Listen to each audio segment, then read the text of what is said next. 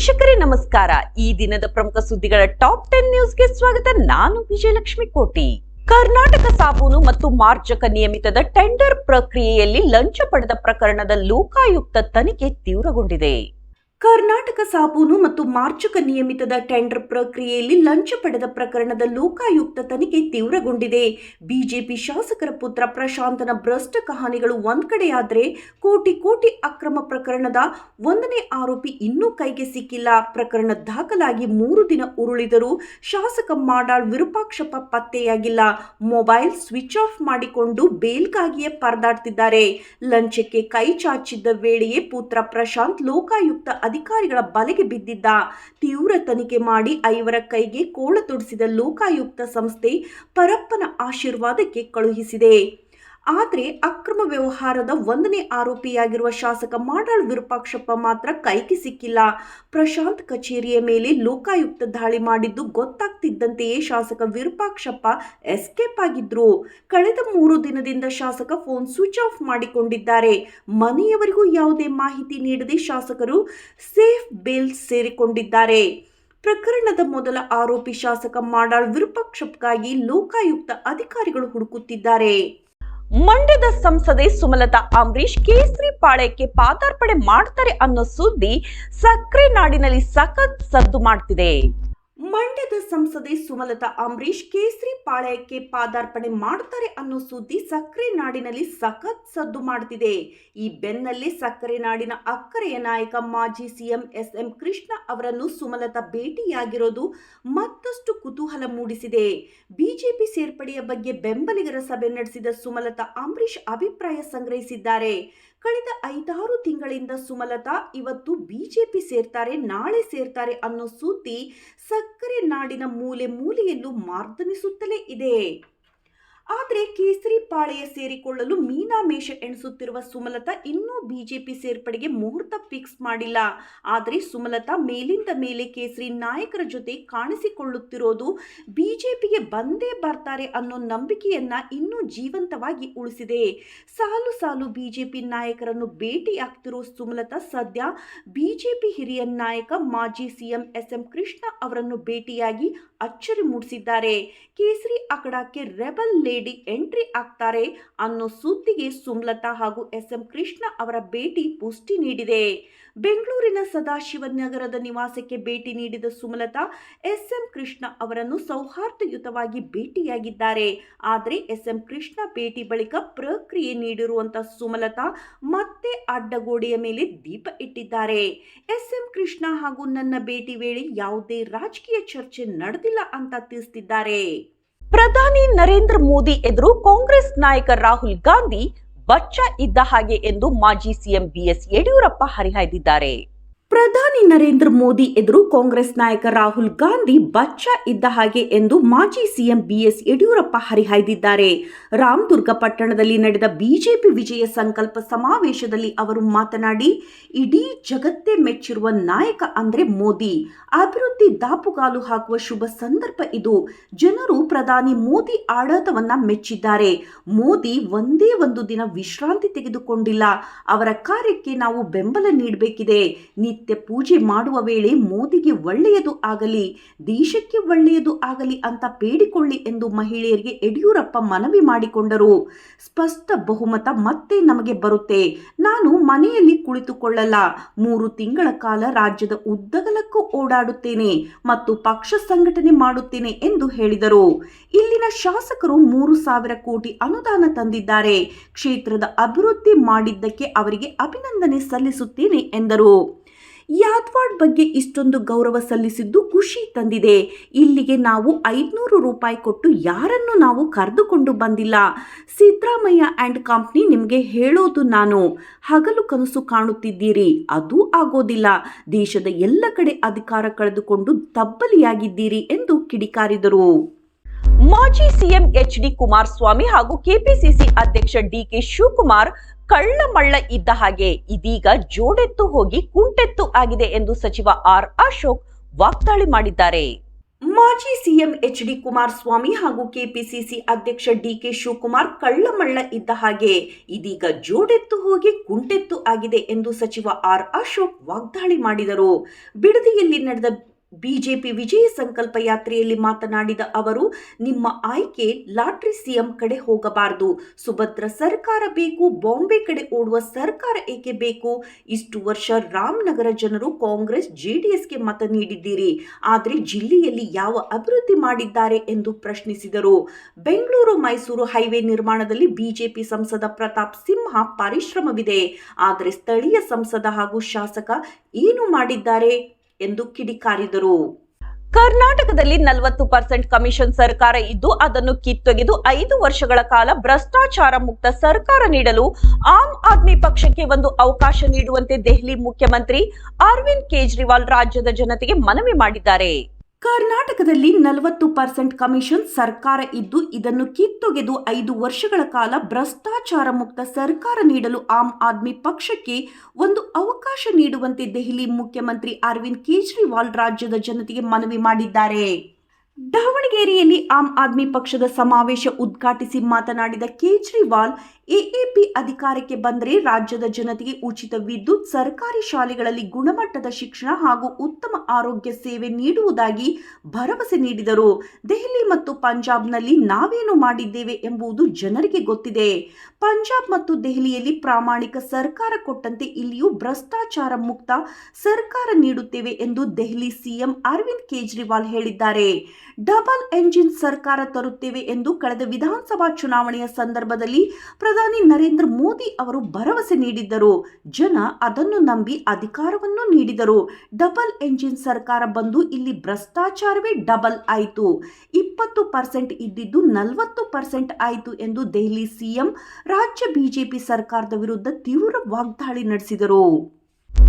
ಕರುನಾಡನ್ನು commission ರಾಜ್ಯವಾಗಿ ಮಾಡಿದ ಅಪಕೀರ್ತಿ BJP ಮತ್ತು ಕಾಂಗ್ರೆಸ್ ಪಕ್ಷಗಳಿಗೆ ಸೇರುತ್ತದೆ ಎಂದು ಜೆಡಿಎಸ್ ಕಿಡಿಕಾರಿದೆ. ಕರುನಾಡನ್ನು ಕಮಿಷನ್ ರಾಜ್ಯವಾಗಿ ಮಾಡಿದ ಅಪಕೀರ್ತಿ ಬಿಜೆಪಿ ಮತ್ತು ಕಾಂಗ್ರೆಸ್ ಪಕ್ಷಗಳಿಗೆ ಸೇರುತ್ತದೆ ಎಂದು ಜೆಡಿಎಸ್ ಕಿಡಿಕಾರಿದೆ. ಈ ಕುರಿತು ಸರಣಿ ಟ್ವೀಟ್ ಮಾಡಿರುವ ಜೆಡಿಎಸ್, ರಾಜ್ಯ ಬಿಜೆಪಿ ಸರ್ಕಾರ ಕಮಿಷನ್ ದಂಧೆಯ ರಾಜ್ಯವಾಗಿ ಕರ್ನಾಟಕವನ್ನು ಮಾರ್ಪಾಡು ಮಾಡಿರುವುದು ಅಸಹ್ಯದ ಪರಾಕಾಷ್ಠೆ. ಜನಸೇವೆಯನ್ನು ಕೊಳಚೆ ಮಾಡಿರುವುದೇ ಇವರ ಸಾಧನೆ ಎಂದು ಟೀಕಾ ಪ್ರಹಾರ ನಡೆಸಿದೆ. ಇನ್ನು ಕಾಂಗ್ರೆಸ್ ಪಕ್ಷಕ್ಕೆ ಭ್ರಷ್ಟಾಚಾರದ ಬಗ್ಗೆ ಮಾತನಾಡುವ ಯಾವ ನೈತಿಕತೆಯೂ ಇಲ್ಲ. ಕಮಿಷನ್ ದಂಧೆ ಶುರು ಮಾಡಿದ ಮಹಾಪುರುಷರು ಇವರೇ ಅಲ್ಲವೇ? ಇವೆರಡೂ ಪಕ್ಷಗಳ ನಾಟಕವನ್ನು ರಾಜ್ಯದ ಜನತೆ ಅರ್ಥ ಮಾಡಿಕೊಳ್ಳಬೇಕಿದೆ. ಇಲ್ಲದಿದ್ದರೆ ನಮ್ಮ ರಾಜ್ಯ ಬರೀ ಭ್ರಷ್ಟಾಚಾರದ ಕುಖ್ಯಾತಿಯ ಭಾರತಕ್ಕೆ ನಲುಗಬೇಕಾಗುತ್ತದೆ ಎಂದು ಎಚ್ಚರಿಸಿದೆ. ಬಿಜೆಪಿ ಶಾಸಕ ಮಾಡಾಳ್ ವಿರೂಪಾಕ್ಷಪ್ಪನವರ ಮಗ ಪ್ರಶಾಂತನ ಮನೆಯಲ್ಲಿ 8 ಕೋಟಿ ರೂಪಾಯಿ ಸಿಕ್ಕಿದೆ. ರಾಜ್ಯ ಬಿಜೆಪಿ ಸರ್ಕಾರದ ಸಚಿವರ ಮನೆಯಲ್ಲಿ ಇನ್ನೂ ಎಷ್ಟು ದುಡ್ಡು ಸಿಗಬಹುದು? ಇವರೆಲ್ಲರ ಕಮಿಷನ್ ಹಣ ಯಾರೆಲ್ಲರ ಹುಂಡಿಗೆ ಹೋಗಲು ಸಿದ್ಧವಾಗುತ್ತಿದೆ? ರಾಜ್ಯ ಪ್ರವಾಸಕ್ಕೆ ಬಂದಿರುವ ಅಮಿತ್ ಶಾ ಅವರೇ ಉತ್ತರಿಸಬೇಕಿದೆ ಎಂದರು. ಹಾಸನದಲ್ಲಿ ಜೆಡಿಎಸ್ ಟಿಕೆಟ್ ಗೊಂದಲ ವಿಚಾರಕ್ಕಾಗಿ ಸಂಬಂಧಿಸಿದಂತೆ ಮಾತನಾಡಿದ ಮಾಜಿ ಸಿಎಂ ಎಚ್.ಡಿ. ಕುಮಾರಸ್ವಾಮಿ ಅವರು, ಹಾಸನ ಜಿಲ್ಲೆಯ ರಾಜಕಾರಣವನ್ನು ರೇವಣ್ಣ ಅವರಿಗೆ ಬಿಟ್ಟಿದ್ದೇನೆ ಎಂದು ಹೇಳಿದ್ದಾರೆ. ಹಾಸನದಲ್ಲಿ ಜೆಡಿಎಸ್ ಟಿಕೆಟ್ ಗೊಂದಲ ವಿಚಾರಕ್ಕೆ ಸಂಬಂಧಿಸಿದಂತೆ ಮಾತನಾಡಿದ ಮಾಜಿ ಸಿಎಂ ಎಚ್.ಡಿ. ಕುಮಾರಸ್ವಾಮಿ ಅವರು, ಹಾಸನ ಜಿಲ್ಲೆಯ ರಾಜಕಾರಣವನ್ನು ರೇವಣ್ಣ ಅವರಿಗೆ ಬಿಟ್ಟಿದ್ದೇನೆ ಎಂದು ಹೇಳಿದ್ದಾರೆ. ಬೆಂಗಳೂರಿನಲ್ಲಿ ಪಕ್ಷದ ಕಚೇರಿಯಲ್ಲಿ ನಡೆದ ಕಾರ್ಯಕ್ರಮದಲ್ಲಿ ಕಡೂರು ಕ್ಷೇತ್ರದ ಕಾಂಗ್ರೆಸ್ ಪ್ರಮುಖ ಸಿಎಂ ಧನಂಜಯ್ ಹಾಗೂ ಕೊಳ್ಳೇಗಾಲ ಕ್ಷೇತ್ರ ನಿವೃತ್ತ ಸರ್ಕಲ್ ಇನ್ಸ್ಪೆಕ್ಟರ್ ಪುಟ್ಟಸ್ವಾಮಿ ಅವರನ್ನು ಪಕ್ಷಕ್ಕೆ ಬರಮಾಡಿಕೊಂಡ ಬಳಿಕ ಮಾತನಾಡಿದ ಅವರು, ಹಾಸನ ಜಿಲ್ಲೆಯ ರಾಜಕಾರಣವನ್ನು ರೇವಣ್ಣ ಅವರಿಗೆ ಬಿಟ್ಟಿದ್ದೇನೆ. ಪಕ್ಷಕ್ಕೆ ದುಡಿದವರನ್ನ ಎಂದೂ ಕೈಬಿಟ್ಟಿಲ್ಲ. ತಾಳ್ಮೆ ಎನ್ನುವುದು ಇಲ್ಲಿ ಮುಖ್ಯ ಎಂದರು. ಅಂತೆಯೇ ಜೆಡಿಎಸ್ 2ನೇ ಪಟ್ಟಿ ಅಂತಿಮ ಹಂತದಲ್ಲಿ ಇದ್ದು 60 ಕ್ಷೇತ್ರಗಳ ಅಭ್ಯರ್ಥಿಗಳ ಹೆಸರನ್ನು ಇದೇ ತಿಂಗಳು 11 ಅಥವಾ 14ರಂದು ಪ್ರಕಟಿಸಲಾಗುವುದು ಎಂದರು. ಕಡೂರು ಕ್ಷೇತ್ರದಲ್ಲಿ ಪಕ್ಷಕ್ಕೆ ದುಡಿದಿದ್ದ ಧರ್ಮೇಗೌಡರ ಬದಲು ವೈಎಸ್ವಿ ದತ್ತ ಅವರಿಗೆ ಟಿಕೆಟ್ ಕೊಟ್ಟೆವು. ದೇವೇಗೌಡರ ಮಾನಸ ಪುತ್ರ ಎಂದು ಹೇಳಿಕೊಂಡು ಅವರು ಓಡಾಡಿದರು.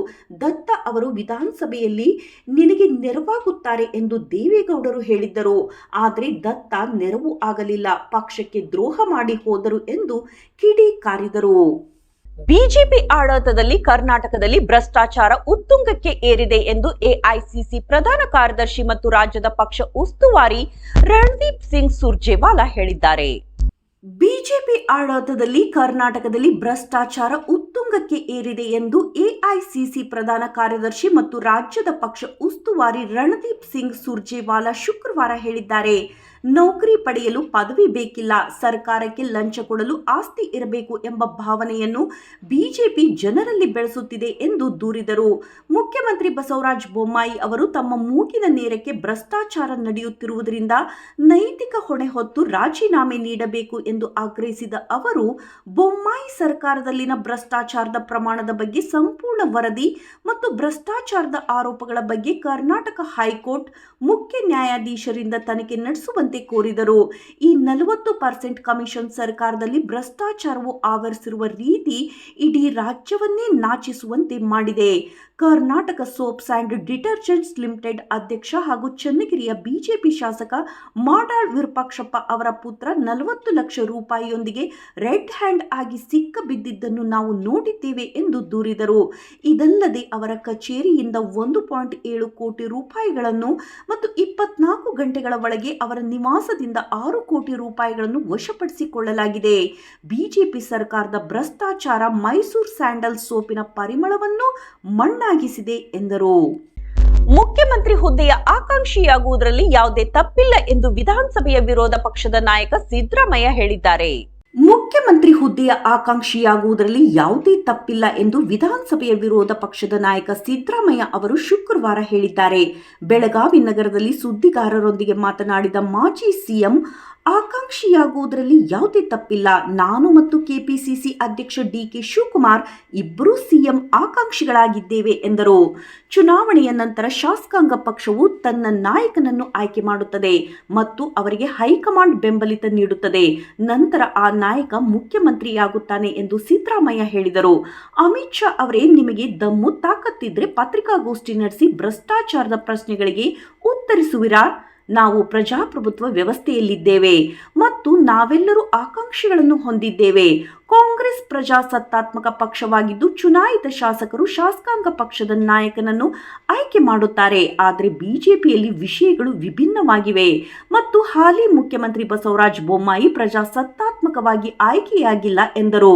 ಕೇಂದ್ರ ಸಂಸದೀಯ ವ್ಯವಹಾರಗಳ ಸಚಿವ ಪ್ರಹ್ಲಾದ್ ಜೋಶಿ ಅವರು ಕಾಂಗ್ರೆಸ್ನಲ್ಲಿ ಹಲವು ಮುಖ್ಯಮಂತ್ರಿ ಆಕಾಂಕ್ಷಿಗಳಾಗಿದ್ದಾರೆ ಎಂದು ಹೇಳುವ ಮೊದಲ ಪ್ರಜಾಪ್ರಭುತ್ವ ಪ್ರಕ್ರಿಯೆಯನ್ನು ಅರ್ಥ ಮಾಡಿಕೊಳ್ಳಬೇಕು ಎಂದು ಸಿದ್ದರಾಮಯ್ಯ ತಿರುಗೇಟು ನೀಡಿದರು. ಪಕ್ಷ ತೊರೆದಿರುವ ಎಟಿ ರಾಮಸ್ವಾಮಿ ಮತ್ತು ಶಿವಲಿಂಗೇಗೌಡ ಅವರ ಆರೋಪಗಳು ರಾಜಕೀಯ ಪ್ರೇರಿತವಾದದ್ದು ಎಂದು ಜೆಡಿಎಸ್ ನಾಯಕ ಎಚ್.ಡಿ. ರೇವಣ್ಣ ಹೇಳಿದ್ದಾರೆ. ಪಕ್ಷ ತೊರೆದಿರುವ ರಾಮಸ್ವಾಮಿ ಮತ್ತು ಶಿವಲಿಂಗೇಗೌಡ ಅವರ ಆರೋಪಗಳು ರಾಜಕೀಯ ಪ್ರೇರಿತವಾದದ್ದು ಎಂದು ಜೆಡಿಎಸ್ ನಾಯಕ ಎಚ್.ಡಿ. ರೇವಣ್ಣ ಹೇಳಿದ್ದಾರೆ. ಜೆಡಿಎಸ್ನ ಹಾಲಿ ಶಾಸಕರಾದ ಎಟಿ ರಾಮಸ್ವಾಮಿ ಮತ್ತು ಕೆಎಂ ಶಿವಲಿಂಗೇಗೌಡ ಅವರ ಹೇಳಿಕೆಗೆ ಅಸಮಾಧಾನ ವ್ಯಕ್ತಪಡಿಸಿರುವ ಮಾಜಿ ಸಚಿವ ರೇವಣ್ಣ, ರಾಜಕೀಯ ಲಾಭಕ್ಕಾಗಿ ತಮ್ಮ ಮತ್ತು ಪಕ್ಷದ ವಿರುದ್ಧ ಎಟಿ ರಾಮಸ್ವಾಮಿ ಮತ್ತು ಶಿವಲಿಂಗೇಗೌಡ ಸುಳ್ಳು ಆರೋಪ ಮಾಡಿದ್ದಾರೆ ಎಂದು ಹೇಳಿದ್ದಾರೆ. ಹಾಸನದಲ್ಲಿ ಪತ್ರಿಕಾಗೋಷ್ಠಿಯನ್ನು ಉದ್ದೇಶಿಸಿ ಮಾತನಾಡಿದ ಅವರು, ಇಬ್ಬರೂ ನಾಯಕರು ದಶಕಗಳಿಂದ ಅಧಿಕಾರವನ್ನ ಅನುಭವಿಸಿದ್ದಾರೆ. ಆಗ ಪಕ್ಷದ ಹಿರಿಯ ನಾಯಕರ ವಿರುದ್ಧ ಯಾವುದೇ ವಿವಾದವನ್ನು ಎತ್ತಲಿಲ್ಲ. ಈಗ ರಾಜಕೀಯ ಪ್ರೇರಿತ ಆರೋಪಗಳನ್ನು ಮಾಡುತ್ತಿದ್ದಾರೆ. ಮಾಜಿ ಶಾಸಕ ಎ ಮಂಜು ಜೊತೆ ಅಡ್ಜಸ್ಟ್ ಮಾಡಿಕೊಂಡು ಪಕ್ಷಕ್ಕೆ ಸೇರಿಕೊಂಡಿದ್ದೇನೆ ಎಂದು ಶಾಸಕ ಎಟಿ ರಾಮಸ್ವಾಮಿ ಸಾಬೀತುಪಡಿಸಿದರೆ ನಾನು ಅವರು ಹೇಳುವ ಶಿಕ್ಷೆಗೆ ಗುರಿಯಾಗುತ್ತೇನೆ. ಸುಳ್ಳು ಪ್ರಮಾಣ ಪತ್ರದ ವಿರುದ್ಧ ನ್ಯಾಯಾಲಯದಲ್ಲಿ ಹೋರಾಟ ನಡೆಸುತ್ತಿರುವ ಮಂಜು ಅವರನ್ನು ಸೆಳೆಯುವ ಪ್ರಶ್ನೆಯೇ ಇಲ್ಲ. ಈ ಮಂಜು ಜೆಡಿಎಸ್ಗೆ ಸೇರ್ಪಡೆಯಾಗುವ ಬಗ್ಗೆ ನಮಗೆ ತಿಳಿದಿಲ್ಲ. ಪಕ್ಷವು ಅವರಿಗೆ ಅರಕಲಗೂಡು ಟಿಕೆಟ್ ಅಂತಿಮಗೊಳಿಸಿಲ್ಲ ಎಂದು ಹೇಳಿದರು. ಕಾಂಗ್ರೆಸ್ ಸೇರಲು ಅರಸೀಕೆರೆ ಜೆಡಿಎಸ್ ಶಾಸಕ ಶಿವಲಿಂಗೇಗೌಡ ನಿರ್ಧಾರ ಎಟಿ ರಾಮಸ್ವಾಮಿ ಹೇಳಿಕೆಗೆ ಪ್ರತಿಕ್ರಿಯಿಸಿದ ಅವರು, ಮಗನ ಮೇಲೆ ಕೇಸ್ ದಾಖಲಿಸಿದವನ ಜೊತೆ ರಾಜಿ ಮಾಡಿಕೊಂಡು ಪಕ್ಷಕ್ಕೆ ಸೇರಿಸಿಕೊಂಡಿದ್ದಾರೆ ಎಂದು ರಾಮಸ್ವಾಮಿ ಹೇಳಿದ್ದಾರೆ. ಅವರು ಸೀನಿಯರ್ ಅಡ್ವೊಕೇಟ್ ಇಟ್ಟುಕೊಂಡರೂ ಸಹ ಹೈಕೋರ್ಟ್ನಲ್ಲಿ ನಮ್ಮ ಪರವೇ ಆಗಿದೆ. ಸುಪ್ರೀಂ ಕೋರ್ಟ್ನಲ್ಲಿ ನಮ್ಮ ಅಡ್ವೊಕೇಟ್ ಬಾರದ ಕಾರಣ ರಿಮೈಂಡ್ ಆಯಿತು. ಅದರ ಪ್ರತಿಯನ್ನು ರಾಮಸ್ವಾಮಿ ಓದಿಕೊಳ್ಳಲಿ. ನಮ್ಮ ಸಂಪೂರ್ಣ ಆಸ್ತಿಯನ್ನು ಐಟಿಗೆ ನೀಡಿದ್ದೇನೆ. ಇಡಿ ಮೂಲಕ ತನಿಖೆ ನಡೆಸಿಕೊಳ್ಳಲಿ ಎಂದು ಗುಡುಗಿದ್ದಾರೆ. ರಾಮಸ್ವಾಮಿ ಅವರು 2 ವರ್ಷದಿಂದ ಯಾವ್ಯಾವ ಕಾಂಗ್ರೆಸ್ ನಾಯಕರು ಸಂಪರ್ಕದಲ್ಲಿ ಇದ್ದರು ಎಂದು ಹೇಳಲಿ. ಹಾಸನ ಮತ್ತು ಬೆಂಗಳೂರಿನಲ್ಲಿ ನಡೆದ ಜಲಧಾರೆ ಯಾತ್ರೆಗೆ ಯಾಕೆ ಬರಲಿಲ್ಲ? ಅವರಿಗೆ ಸೀಟ್ ಕೊಡದೆ ಒತ್ತು ಓಡಿಸಿದ್ದಕ್ಕೆ ನಿಮ್ಮ ಹತ್ರ ಬಂದಿದ್ದಾರೆ ಎಂದು ಶಿವಲಿಂಗೇಗೌಡರು ಹೇಳಿದ್ರಾ? ಹಾಗಾದ್ರೆ ಶಿವಲಿಂಗೇಗೌಡರು ಧರ್ಮಸ್ಥಳದ ಮೇಲೆ ಆಣೆ ಮಾಡಲಿ ಎಂದು ಸವಾಲು ಹಾಕಿದರು. ಇದಿಷ್ಟು ಈ ದಿನದ ಪ್ರಮುಖ ಸುದ್ದಿಗಳ ಟಾಪ್ 10 ನ್ಯೂಸ್. ನಿರಂತರ ಸುದ್ದಿಗಾಗಿ ನೋಡ್ತಾ ಇರಿ NKS TV4. ಇದು ನಿರಂತರ ಕಾರ್ಯಪಡೆ.